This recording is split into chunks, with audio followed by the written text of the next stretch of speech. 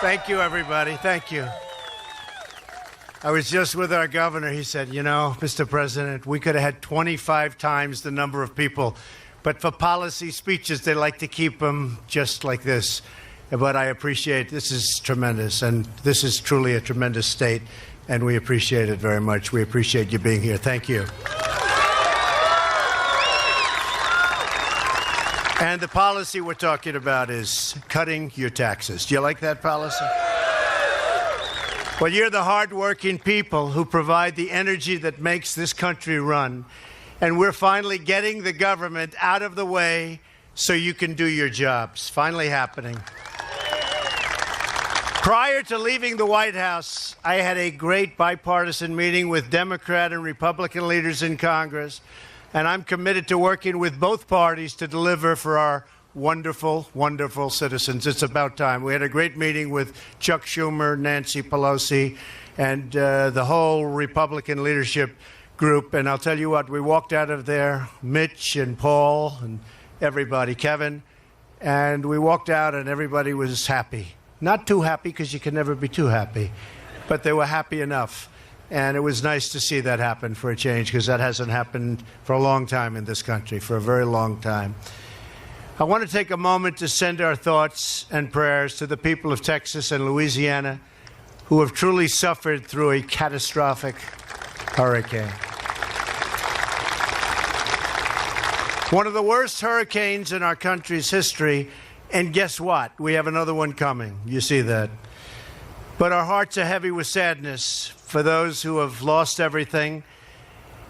They've also filled us with hope, because you watched and you witnessed the unyielding strength and resilience of the American spirit. You looked at that in Texas. You looked at Louisiana. You saw the spirit. You saw the spirit of so many other people coming from all over. It was a great thing. I was there twice, and I will tell you, the people were absolutely incredible, what they've gone through. You would not believe this could have happened. And I know you have a little bit of a drought. They had the opposite, believe me. You're better off. You are better off. They had the absolute opposite. The compassion of our citizens and the courage of our first responders makes us all very proud to be an American.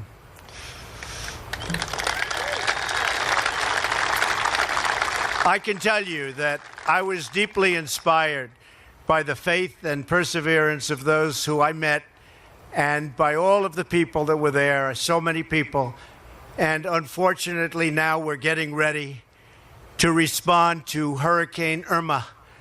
And these incredible people that we have at FEMA and the other groups, they thought they'd get a night of sleep. One night. Just one night. They're not getting anything. They're right now going to Florida, Puerto Rico, and the Virgin Islands, and they're already there. And they're being hit with some very, very strong and powerful winds. The one's coming now, Irma, they're saying is the largest one in recorded history in the Atlantic Ocean, coming out of the Atlantic, which gets big ones. So I just want to thank everybody and all of the people that are going down, and they're really now again in harm's way. We'll work together to help save lives, protect families, and support those in need. Together we will recover and we will rebuild. I also want to tell the people of North Dakota and the western states who are feeling the pain of the devastating drought that we are with you 100%. 100%.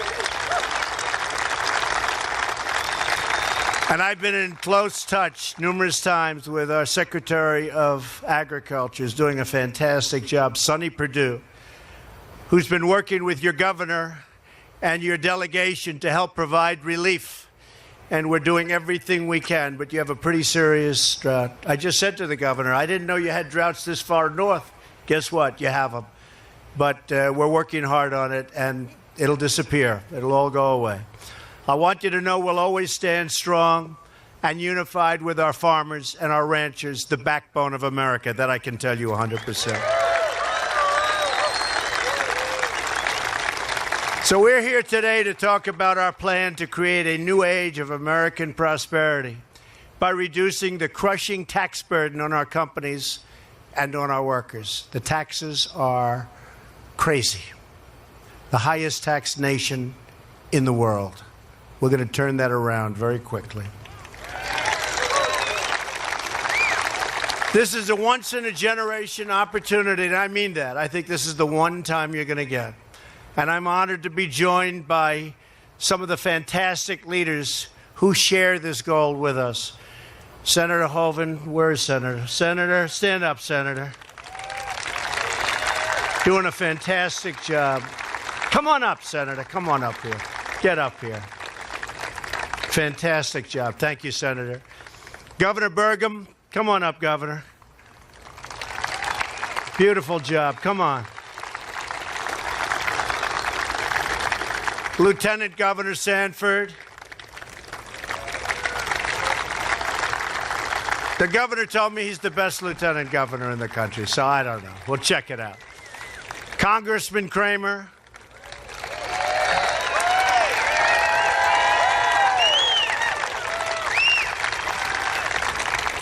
Senator Heitkamp.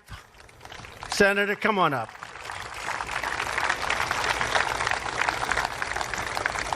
And I have to say, you are all in favor of tax cuts, aren't you? Absolutely. Absolutely. I won't. Come on up, Senator.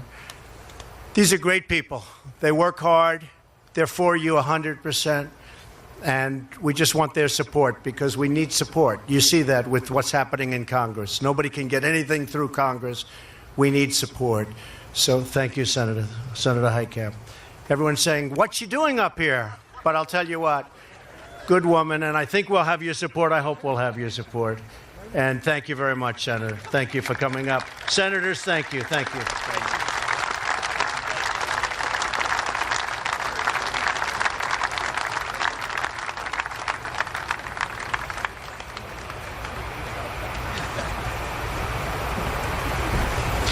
They're all in good company together.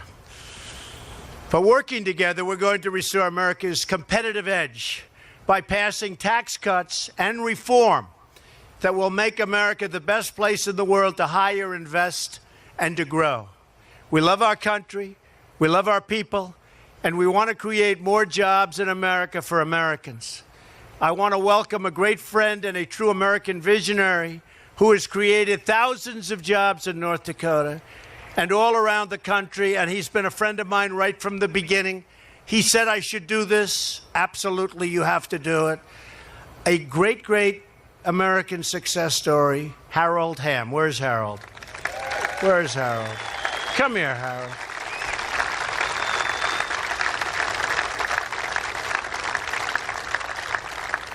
Thousands and thousands of jobs. You know, Barry Switzer was up in my office, and I never heard this, Satan. You probably have heard this, but Harold was a little bit late, and Barry was talking to me. Barry's a great guy, great football coach. I think he won a Super Bowl and a college #1, right? And we were talking about Harold, who's a great friend of his. He said, you know that guy, Mr. Trump? That was before I was president.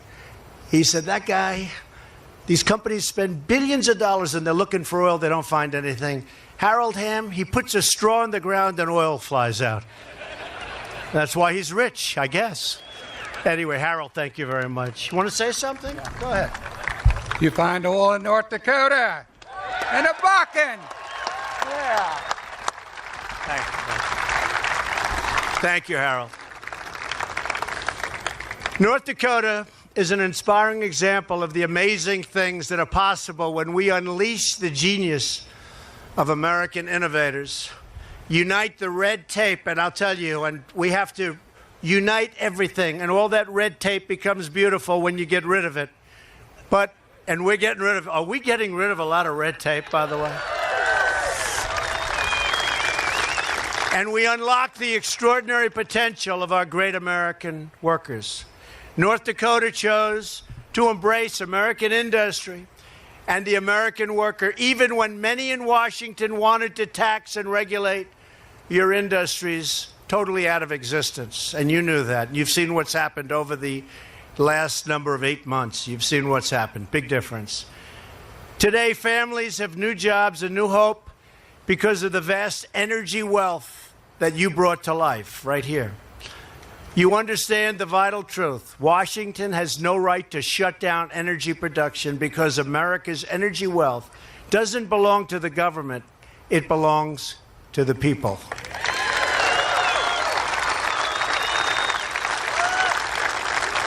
It belongs to hardworking patriots like you because of the North Dakota energy miracle, and I call it a miracle.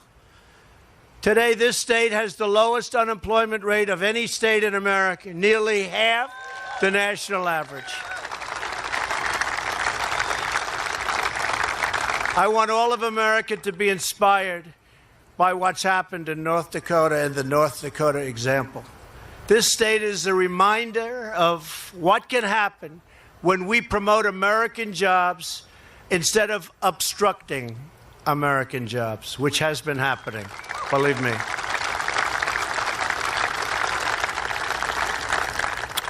And by the way, Ivanka Trump,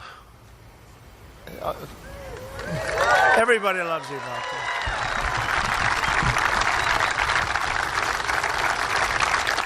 Come up, honey. Shall I bring Ivanka up? Come on.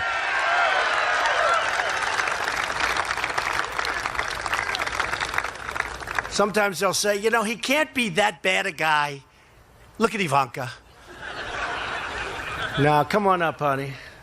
She's so good. She wanted to make the trip. She said, Dad, can I go with you? She actually said, Daddy, can I go with you? I like that, right? Daddy, can I go with you? I said, yes, you can. Where are you going? North Dakota. I said, oh, I like North Dakota. Hi, honey. Say something, baby. Hi, North Dakota. We love this state, so it's always a pleasure to be back here. You treated us very, very well in November and have continued to, so we like sharing the love back. Thank you. Thank you, honey. Thanks, baby. Come. And she means it, believe me. Since my very first day in office, I've moved a record pace, and really we have gone at a record pace, to eliminate the barriers that have been holding back our economy. You've seen it. So many jobs, stock markets at new highs. We're getting rid of one job-killing regulation after another. We've lifted the restrictions on shale oil. We've lifted those restrictions on energy of all types. We're putting our miners back to work. We've canceled restrictions on oil and natural gas. We've ended the EPA intrusion into your jobs and into your lives. And we're refocusing the EPA on its core mission, clean air and clean water. That's what I want. Clean air. Think of it. We talk about the environment. I want beautiful clean air and I want crystal clean water, right? That's what we want.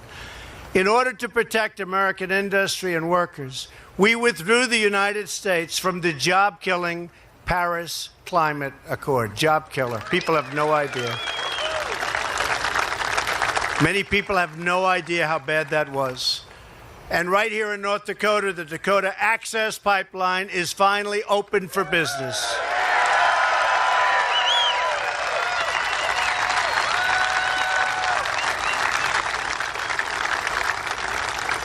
Now, what other politician, if elected president, would have done that one? They would have stayed so far away. And I did it immediately. And I didn't even do it in that case for jobs. It was the right thing to do. And that is flowing now beautifully. So it was the right thing to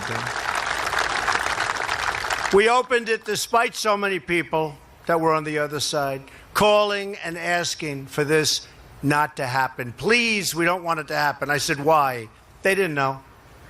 There was no, they just didn't want it to happen. So I did that. I also did Keystone. You know about Keystone. Another one. Big one. Big. First couple of days in office, those two. 48,000 jobs. Tremendous, tremendous thing. I think environmentally better. I really believe that. Environmentally better.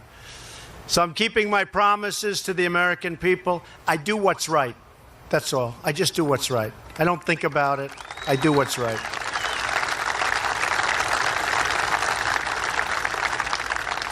We're seeing the results all across the country.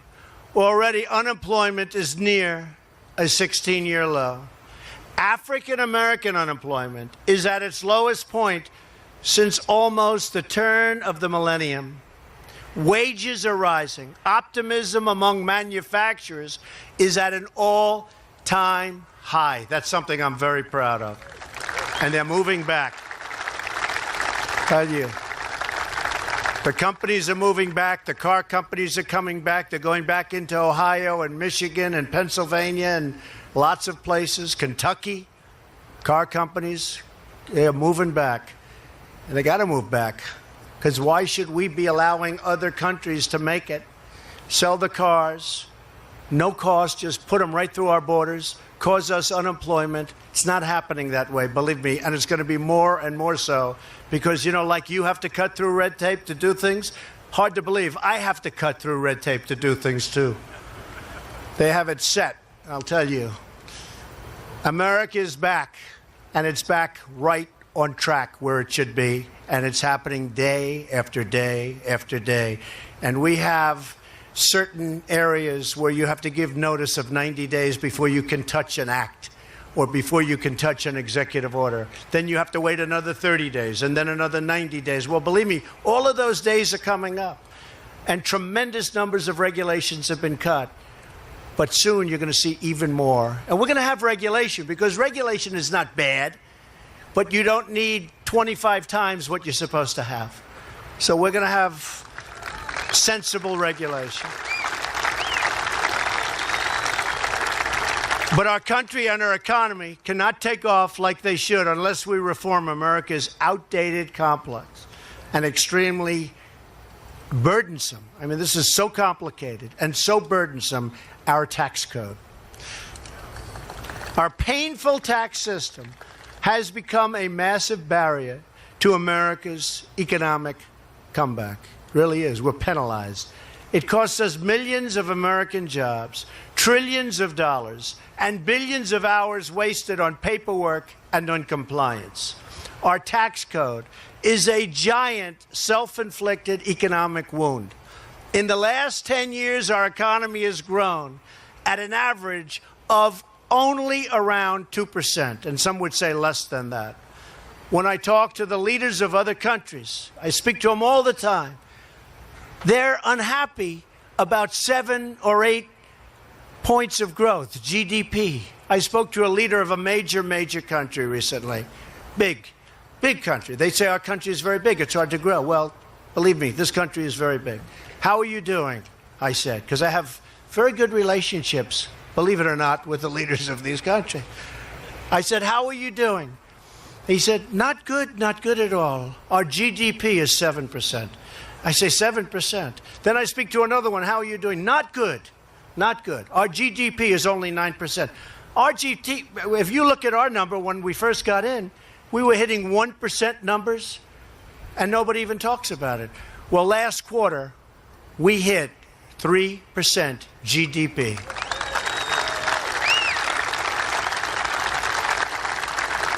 And I'll tell you what, a lot of that had to do with the cutting of the regulation, and I think a lot of it had to do with optimism. There's a lot of optimism now. People are starting businesses that they had no idea they were going to start a year ago.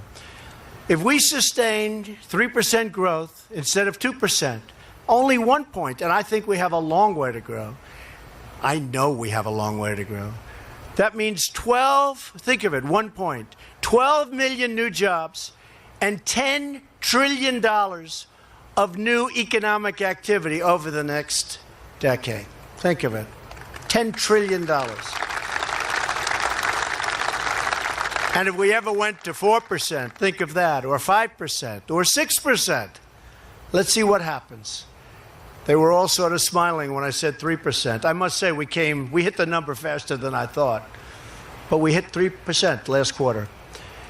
If we want to renew our prosperity, restore our opportunity, and reestablish our economic dominance, which is what we should be doing, then we need tax reform that is pro-growth, pro-jobs, pro-worker, pro-family, and yes, pro-American.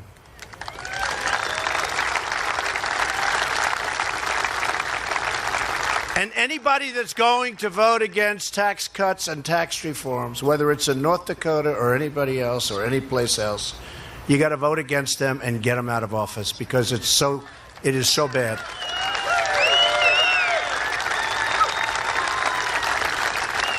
This is not a close one.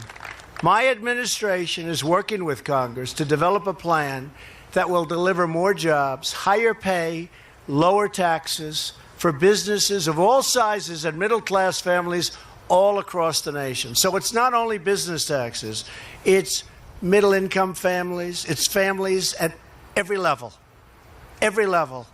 tax cuts. Our tax plan represents a sharp reversal from the failed policy of the past. America's high tax rates punish companies for doing business in America and encourages them to move to other countries. That's why you see in so many states, including here for a period of time, now people are starting to stay and companies are staying. They'd leave for Mexico and for other places, just routinely. Well, we've stopped it and we are stopping it. We're not going to let it happen. There has to be a price to pay when that happens, when they let our people go and that happens, and they think they can sell the product right back into the USA. There's going to be a big price to pay, and there has been, and that's why you're seeing a big change. These Washington policies have pushed industries and companies offshore, who then import their goods back into America and lay off their workers in the process. We end up with nothing. Not going to happen. My administration strongly rejects this offshoring model, and we've embraced a new model. It's called the American model. Very simple, the American model.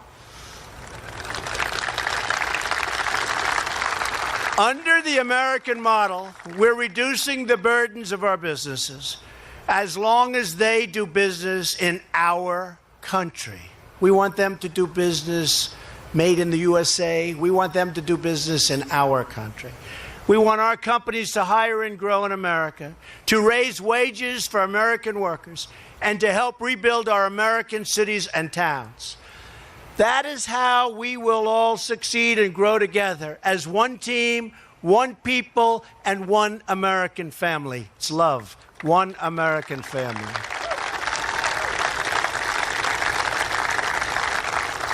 We're going to get into great detail over the next 2 weeks, but we're working on it with Congress now and coming up with very exacting numbers.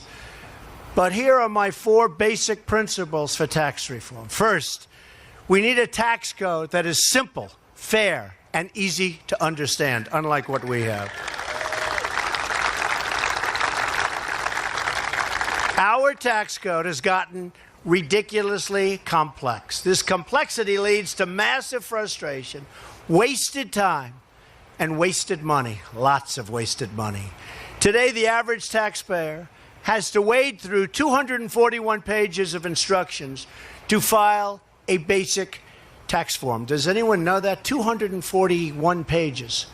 A staggering 94% of the families need professional help to do their taxes. They have to get it, which is why the tax preparation industry generated $10 billion in revenues last year. That's one business I want to drive down. Sorry. H&R Block will not be supporting Donald Trump, I can tell you. Taxpayers spend 6 billion hours each year complying with the tax code.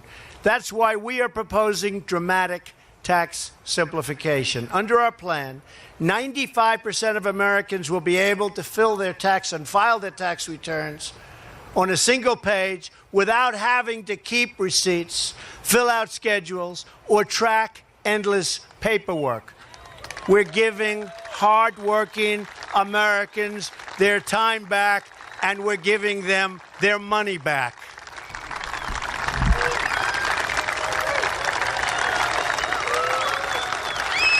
Thank you.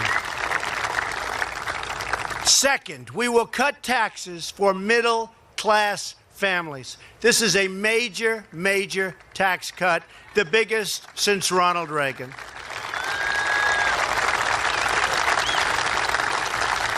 The pipe fitters and plumbers and nurses and police officers, all the people like you who pour their hearts into every penny earned, in both the offices and oil fields of America. You're the ones who carry this nation on your back, and it's time for you to get the relief that you deserve. It's enough. It's enough.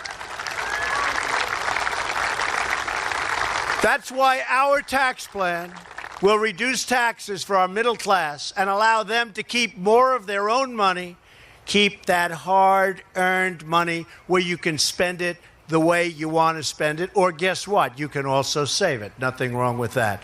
But it's your money, not the government's money. So we will provide tax relief to middle-income families through a combination of benefits, such as raising their standard deduction, increasing the child tax credit, and lowering tax rates substantially. Third, we need a tax code that restores our competitive edge so we can create more jobs and higher wages for American workers. Our plan will provide tax relief to businesses of all sizes, and we will cut the business tax rate as much as possible. Ideally, we would like to bring our business tax rate down to around 15%. That's a tremendous drop.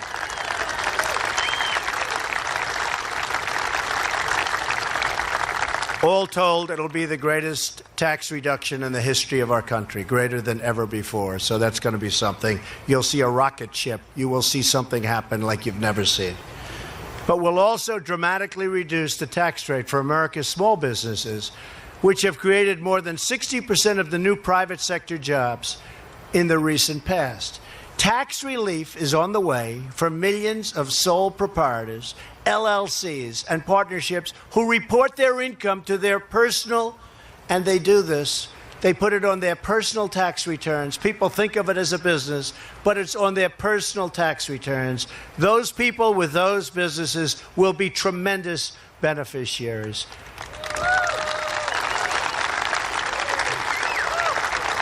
Sounds like many of you have those businesses.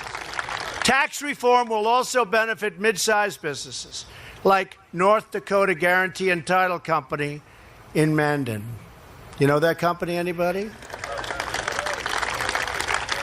President Nick Hacker. Where's Nick Hacker? Hello, Nick. How are you, Nick? How's business, all right? They're getting better all the time. He says that he spends a fortune on accountants to navigate our complicated tax system. We know the feeling. Everybody here knows the feeling. Like millions of other American businesses, he would much rather spend that money on higher wages for his 140 employees. Workers in energy sector. Thank you.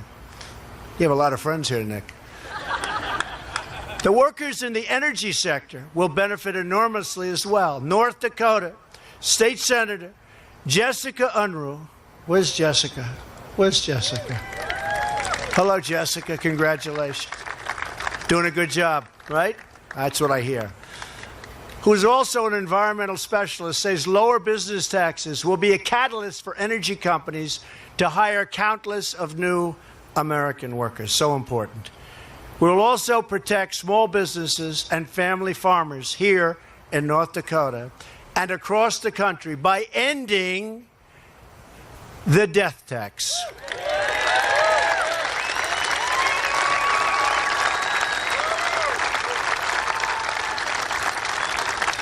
Tremendous burden for the family farmer. Tremendous burden. Thank you. Appreciate it.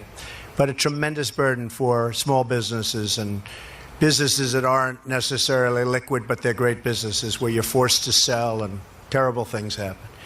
Here with us today is Julie Ellingson, a fourth-generation cattle rancher and a mother of 5 from Bismarck. Where is Julie? Hello, Julie.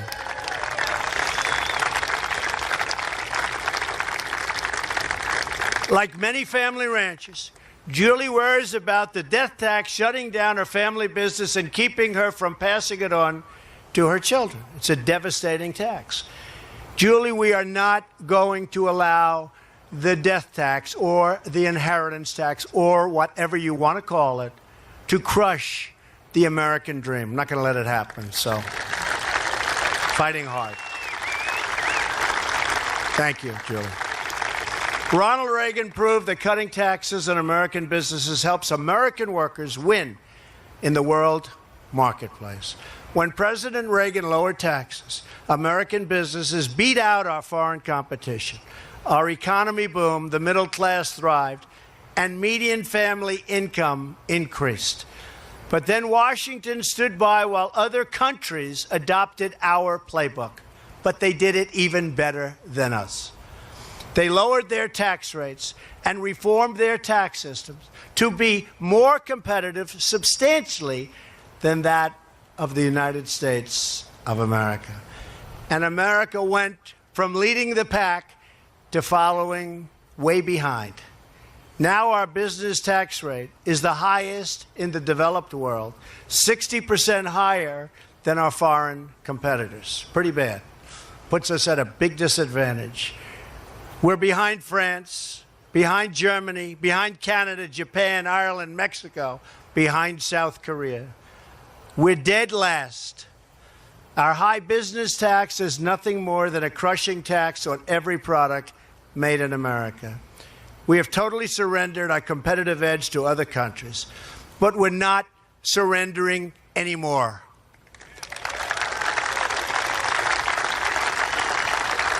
We're going to reduce the tax rate on American business so they can keep our jobs in America, create jobs in America, and compete for workers right here in America, meaning higher wages for workers and greater profits for companies. It's finally time to give the American worker a pay raise. That's what we're going to do.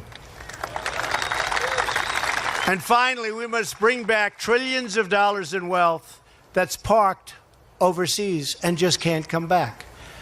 Our tax system penalizes companies that bring wealth they have earned overseas back to America. As a result, corporations have parked trillions of dollars in foreign countries, money that could be and should be brought back into the United States, where it can be invested in American companies, in American jobs, and American workers. Our tax plan will give these companies a chance to bring back these funds and bring them back and spend it in cities and towns all across our country. The numbers you're talking about are staggering.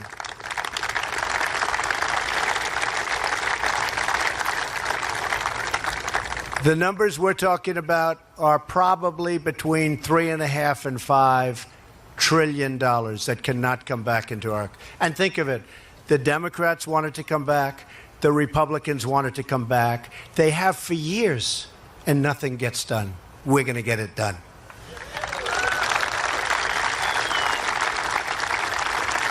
We're going to be switching from a worldwide tax system that encourages companies to keep their funds offshore to a territorial system that encourages companies to bring their profits back home to America where that money belongs. It is our time to invest in our country. We want to build our communities, and we want to build beautiful new ones, and we want to rebuild the old ones, and we want to hire. And you may have heard the term once or twice before. The fact is, we want to, just like that beautiful man's hat, we want to make America great again. Good hat.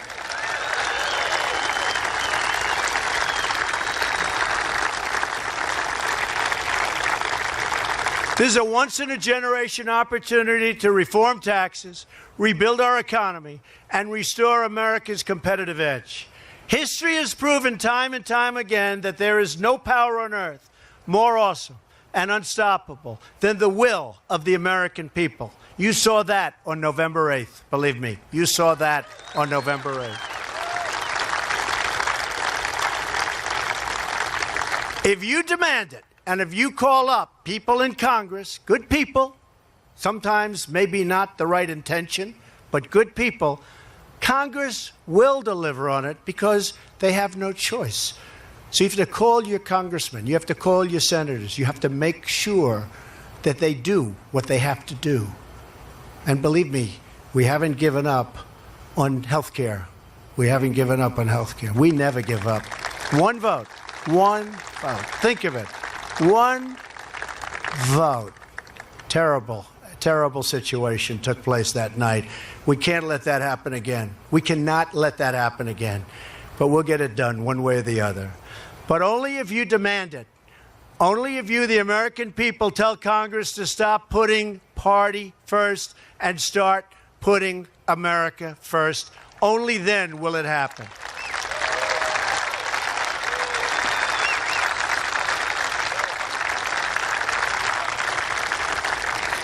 You can remind them that both of the Reagan tax cuts were passed by a Democratic majority in the House, a Democratic speaker, and a vast majority of Democrats in the Senate, including a Democratic senator from the great state of North Dakota.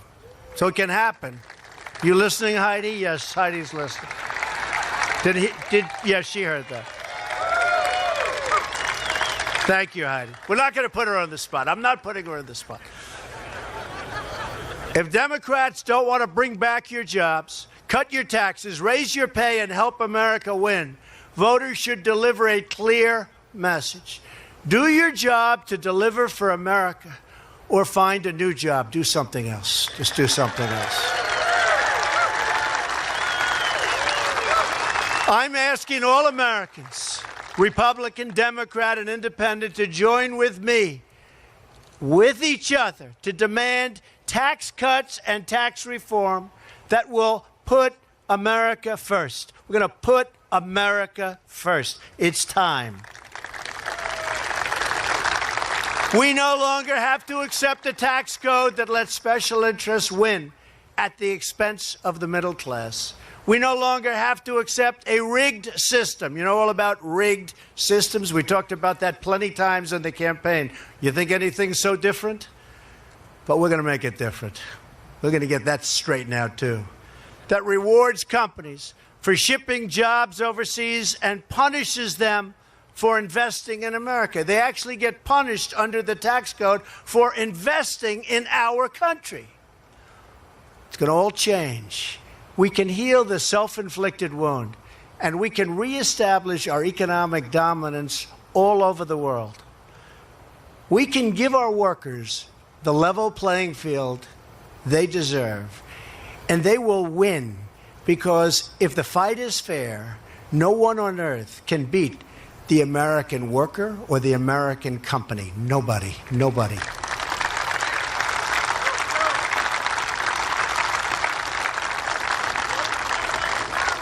When we do, store shelves all across this country, those shelves are going to be so packed.